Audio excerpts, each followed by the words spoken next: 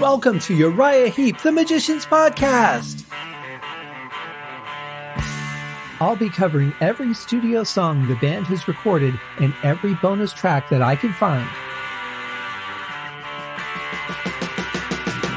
Each week we'll go over a new song from the beginning to where they are currently, and as they keep adding albums, I'll keep adding shows.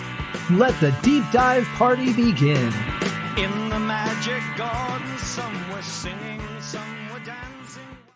Happy New Year and welcome to another episode of Uriah Heep, the Magician's Podcast. This is our first show of 2021, and I'm your host, Scott Haskin, here bringing you a band-endorsed, fan-based podcast, and we're going to dive into the final song on the Look at Yourself album today. It's called Why.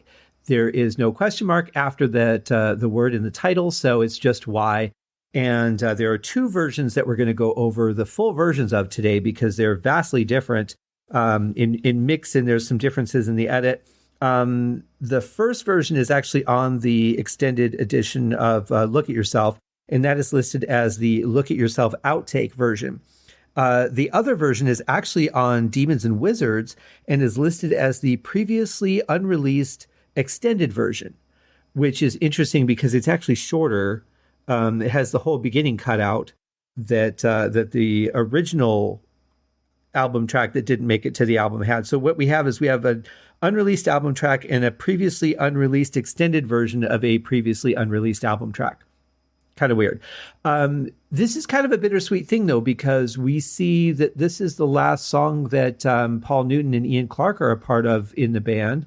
We changed the lineup again. They depart, and then we have Gary Thane coming in and taking over bass, and we have Lee Kerslake coming in on drums, who was in the band for 30-some years with a little bit of a break there when he went to go do some other stuff and came back. It's always sad when good members leave a band, but at the same time, it did happen. It's part of history. We just have to move on and deal with it. But I will say that especially Paul Newton really put his stamp on the band. As much as I like Gary Thane's playing, I don't know his playing before Uriah Heep, so I don't know really what his style was. But certainly you feel that the groundwork that Paul Newton put down for the first three albums, I really feel like Gary kind of continued that along. So I don't know what it would have been like if Gary had been in the band without Paul being in it prior. But I will say that I certainly think that Paul put a stamp on the band's future and the way that they would write music, because his bass lines were so good in these songs. Very adventurous, very off of the standard, and really made the bass an important instrument instead of just something that held up the low end. And I think Gary Thane really continued that on when he joined.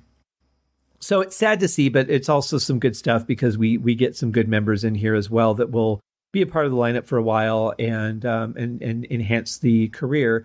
Demons and Wizards was a very popular album, and I have to wonder how much success it would have had all the groundwork for, especially Look at Yourself in Salisbury, not been laid in advance of it.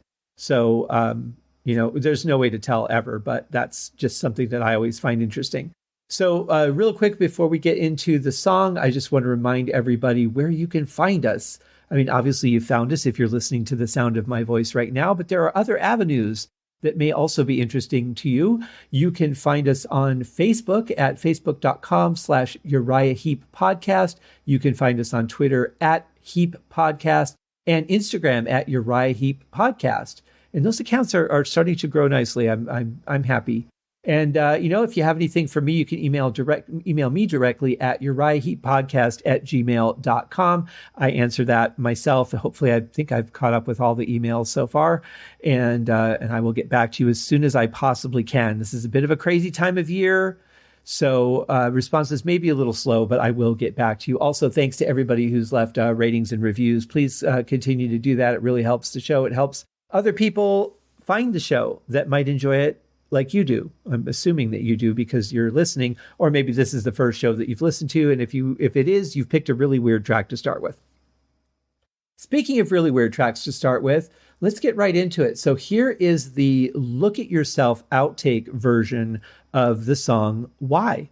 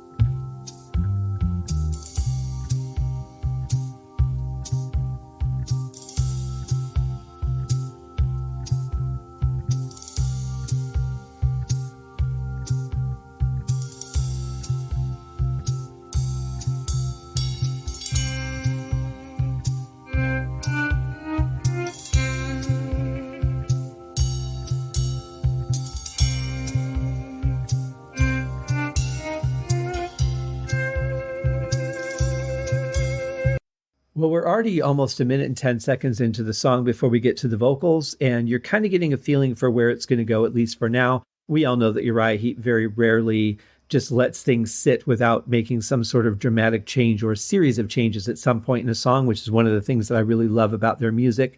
But, here we've just got a nice little pulse set. We have a little bit of a chord structure to give us an idea of the feel of the song.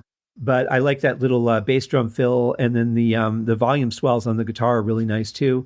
I don't really know, like I've tried to do those with my pinky finger, and it doesn't really work out for me. So I'm not exactly sure how that's played. Obviously, I've said before I'm not much of a guitarist, but it does add a really nice feel to this. It's a little bit. I've always felt that that's kind of I don't know if ethereal is the right word. But there's a word that is right for it. I just don't know what it is. Good thing I'm not a podcast host. So let's see what happens next. Thought of no tomorrow, the pain, tears, and sorrow, and you never told me why. The way you cheated and mistreated, you could never tell me why.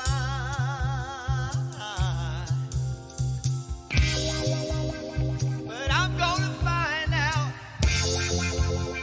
I'm gonna find out what's been messing up your mind.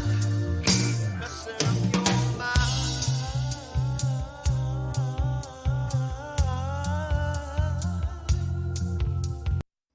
Well, I don't know about you, but I was ready for it to just kick in right there, and you kind of felt like it was going to with that drum fill, but it digressed. So that was a nice little tease, and I really love those swells coming from the guitar, that sort of shimmery, tremolo sound.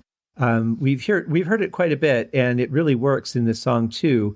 But I've always loved that feeling. It just kind of, it's a little bit different every time. It's not exactly the same, and it really has some life in it. It really feels like it's not just a key being pressed. It feels like something that's being performed and played and is vital to the song.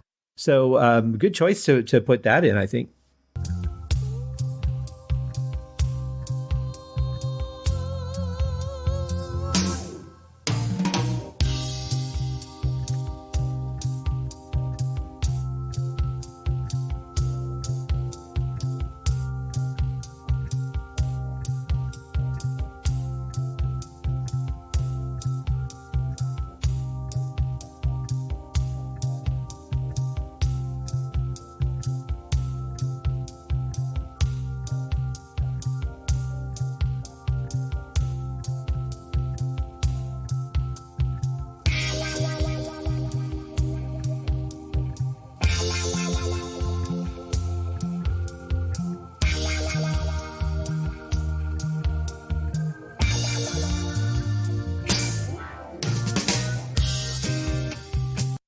It's kind of weird. It's almost like they forgot to unmute the vocal there. It's just a plain line. There's no solos. There's really nothing other than what they would have played behind the vocal through that last passage. So I kind of have to wonder if that wasn't just left on mute by mistake. It seems very strange to just have an open spot like that. Very not typical of Uriah Heep to do something like that. I mean, they've played support parts before, but certainly not an entire verse without some kind of other thing of interest going on. So I find that lack of thing of interest interesting. I told you about the jokes on this show already.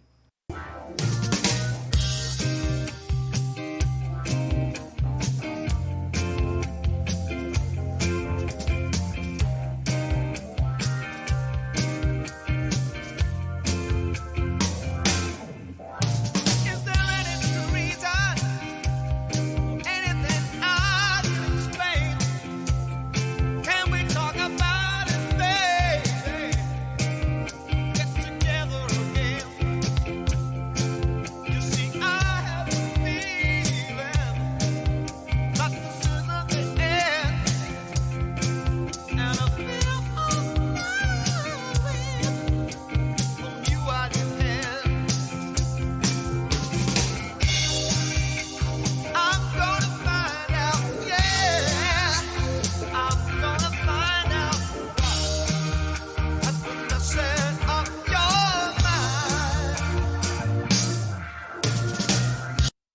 I don't know. It's nice to have the drums kick in and a little more guitar in there, but it feels like we're lacking something, like some spark of drive or magic. I'd like the song, but it just feels a little bit lackluster at this point to me. And of course, we're only hitting the 4-minute mark, and it's 11 minutes and 18 seconds, so we've got a ways to go. But this is kind of a long passage to not have beefed it up a little bit by now, unless it was specifically, like some of the other songs we've heard where it's just meant to be, a gentle carry you on through the song kind of thing. But now that we've got a beat in it, I don't feel like it's that anymore. But I just kind of feel like it's missing a little touch of something.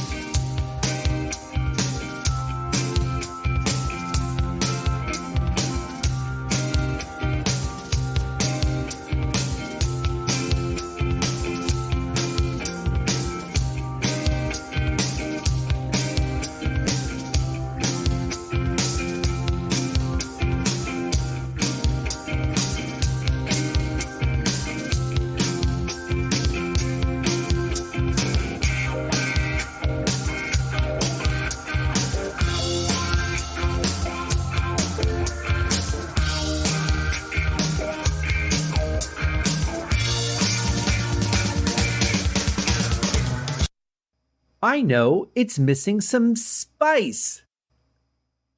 All right. You know what? Maybe I've had a little too much eggnog. But the fact of the matter is that it really feels more like a framework, because this is so not typical of Uriah Heep to leave even one section that open, let alone two. So it's kind of like, we're going to put some lyrics there. We don't have them yet, but let's just get the song recorded and we can add those later, or, something along those lines is what it feels like to me. Because it's just not common for them to do that. I still, while I was playing that last part, I was trying to think back of any time I could remember them leaving that kind of space open without some sort of solo. And other than a build up in the beginning, I really can't think of anything. If you guys can, let me know. But nothing is coming to mind for me, at least not up through everything that I've reviewed so far.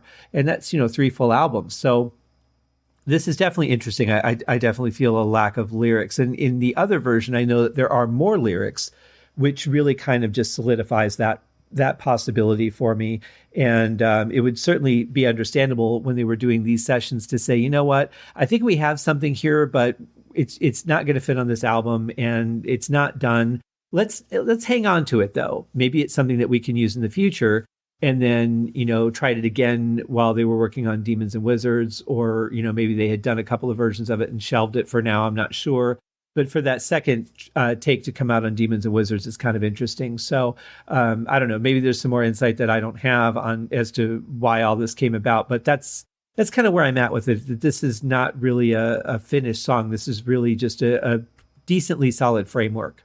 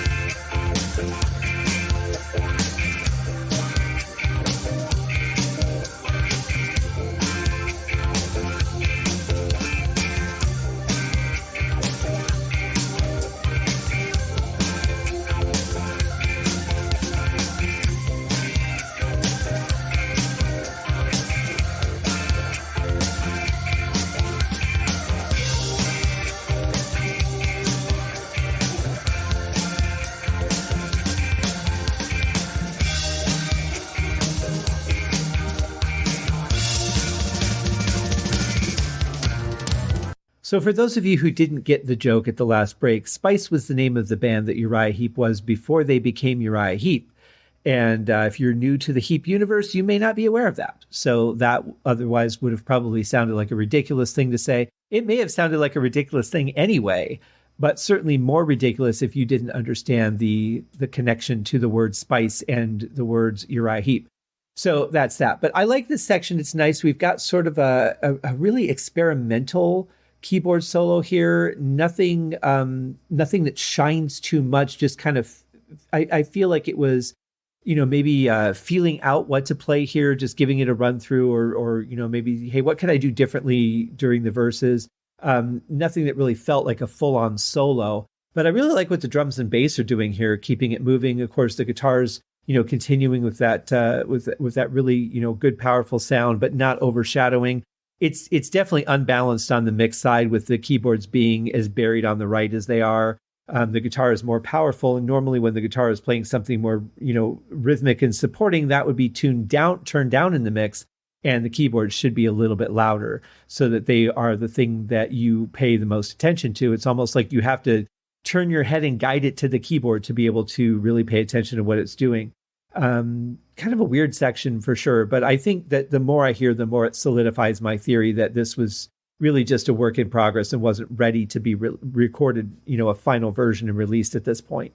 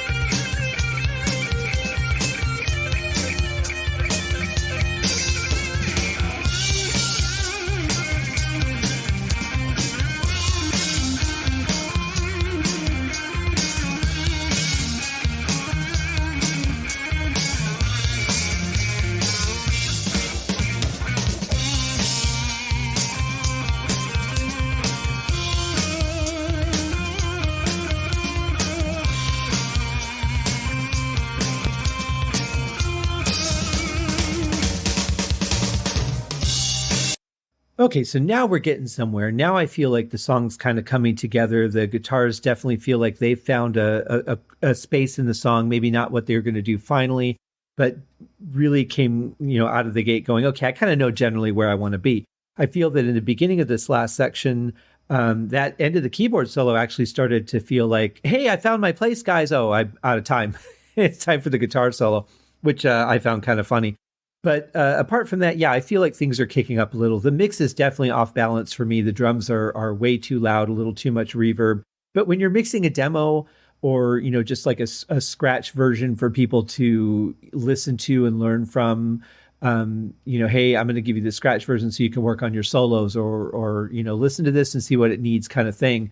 You're going to throw on some basic stuff to make the song feel rich and full, but you're not going to spend the full time mixing a song, for 2 or 3 days like you would when you're doing it for an album release.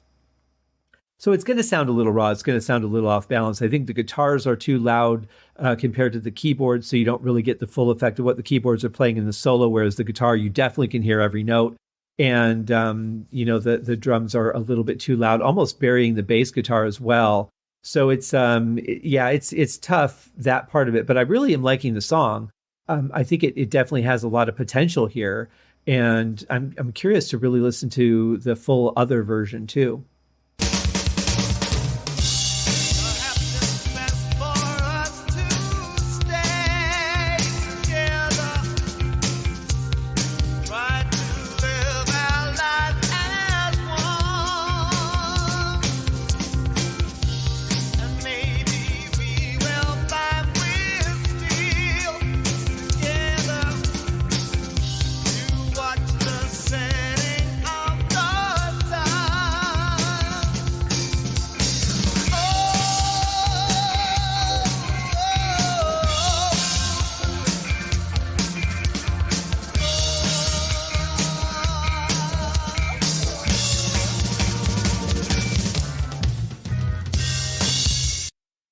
Okay, that was weird. You heard a stick click, and then the drums just kind of like faded out as they were going to the lower toms. It wasn't like a manual fade on a mixer. It was like he just kind of played really quiet all of a sudden or didn't know what to do. But again, it's a scratch track. They're recording it so that they can, hear it back, decide what they want to do, produce the song. And, it's hard to do that without some sort of tangible version of it. So again, that's not official. That's just my thoughts on what's happening here. Certainly, that stick click would have been edited out. The drums would have been, that part would have been redone and wouldn't have been released that way. So again, it just kind of furthers my my demo version theory. But I like it. It's kicked up. It sounds like David's working on the lyrics a little bit here, really kind of figuring out what he wants to do in the song, which would also still account for some of those blank verses. But I like it. I like where it's heading.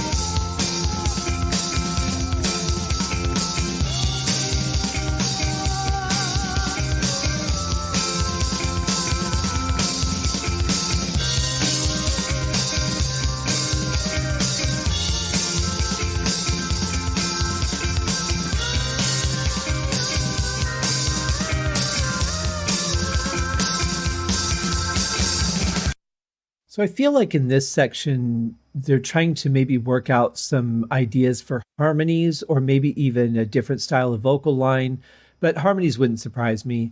I see some really good ideas being put down here, and maybe, that's like, hey, I'm going to put this down before I forget. And it gives the band, the rest of the guys something to listen to see if that's a direction we want to go in. But definitely some cool ideas. I could see that. It's kind of a rather long passage that I think he's trying to fill the time for. But I love the feel of it. I love what the bass is doing there. I can hear it in little bits again in between the drums. And, the music is just kind of carrying things along, leaving room for that missing vocal. But it wouldn't surprise me in a song this long that we would have some harmonies. That's pretty typical of Heep. And I could see this being the section where they would go. Pretty cool, actually.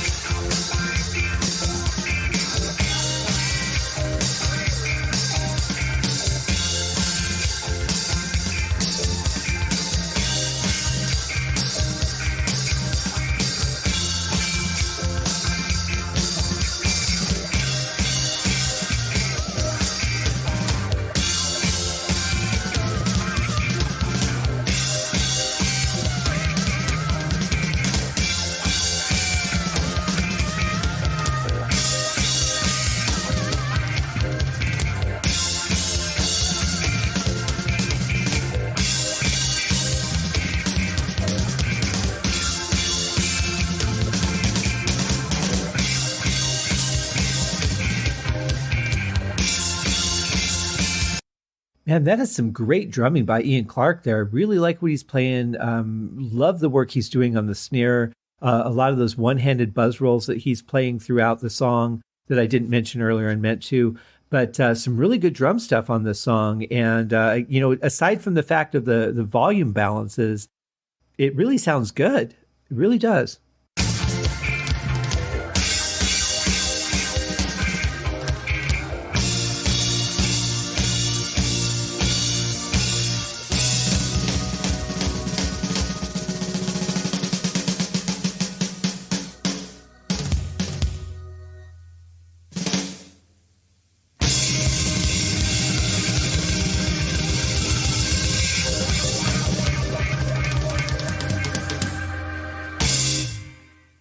I really feel like in the last minute and a half here, they really found the song, not because they were playing more aggressively, but it just felt better. It felt like they were more together, more sure of themselves, what they were doing.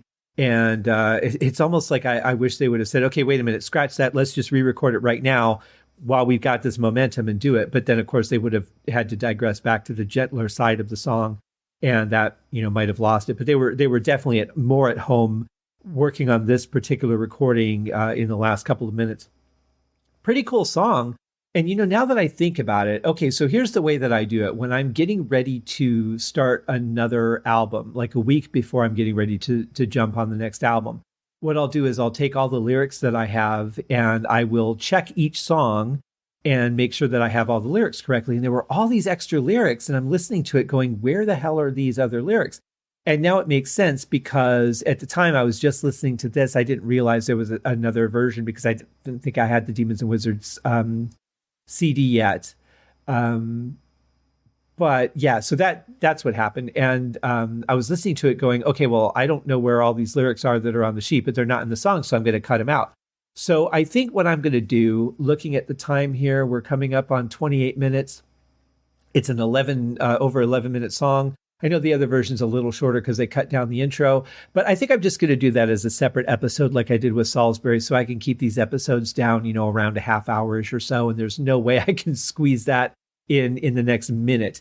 So I'll do that. I'll be back with the next one in the next episode, and then I'll have a separate set of lyrics on the website, and I think that'll just work out better. That'll be nice and clean and separated, and then you guys don't have to look at the clock and go, I don't have an hour to digest an episode, but I do have a half hour and I can listen to them individually as I have time. Of course, it's New Year's Day, so maybe you're just relaxing. I hope so.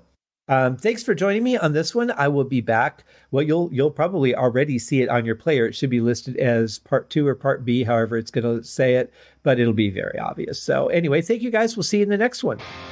Thank you for joining me on this episode of Uriah Heep, the Magician's Podcast. If you have enjoyed this show, please consider going over to Apple Podcasts or your favorite podcast outlet, leaving a rating or a review. Be sure to subscribe to make sure that you are notified when new episodes are available. Please be sure to share this podcast with your fellow Uriah Heep enthusiasts and anyone who you think would like Uriah Heep, which should be everyone. And if you are so inclined, please feel free to contribute to the Patreon account. And if you are not a Patreon subscriber, you can also pay through the PayPal link on the website listed in the show links below. I would also like to thank Uriah Heep for their very generous support of the show. And thank you guys for listening. We'll see you in the next episode. Happy days!